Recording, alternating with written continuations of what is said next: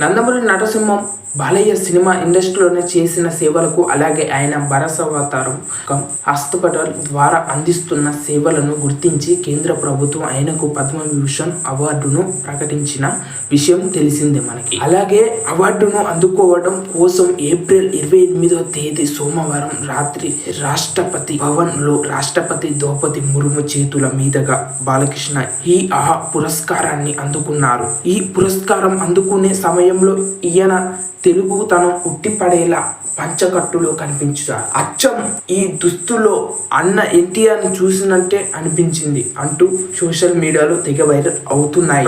ఇందుకు సంబంధించిన ఫోటోలు సోషల్ మీడియాలో వైరల్ అవుతున్నాయి.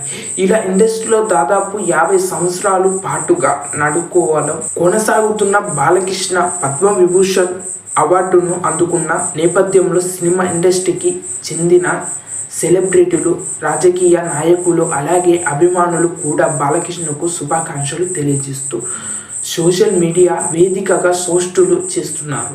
ఈ క్రమంలోనే బాలకృష్ణ పద్మవిభూషణ్ పురస్కారం గురించి నటుడు, జనసేన అధినేత, AP deputy CM Pawan Kalyan hero.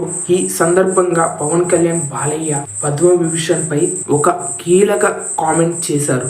Hindupur శాసనసభ్యులు, గత నాయకుడు శ్రీ నందమూరి బాలయ్య గారు పద్మభూషణ్ పురస్కారం స్వీకరించిన సందర్భంగా హృదయపూర్వకంగా శుభాకాంక్షలు తెలియజేస్తున్నారు. పవన్ కళ్యాణ్ సంచలన కామెంట్ చేశారు.